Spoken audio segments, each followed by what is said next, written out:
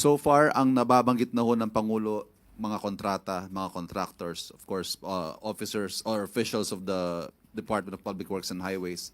Pero wala pa ho siya napapangalanan na politiko. Kongresista, senador, o kung sino mang posibleng involved dito sa mga proyektong ito. Is the President getting there? Mangyayari po kaya to? Definitely. Sinabi naman din po ng Pangulo na hindi ito titigilan at tatapusin niya to bago siya matapos ang termino. Panghuli po, nabanggit ng Pangulo mismo sa kanyang bibig nang galing, I am getting very angry with what I'm discovering about all these flood control projects. Ano hong ibig sabihin kaya nito? What can the public expect to come out of this anger? Magdidemanda po talaga sa sampa ng kaso ang dapat masampa ng kaso. Walang sisinuhin, walang malapit sa puso, walang kaalyado, kung sino man ang involved dito, sasampa ng kaso.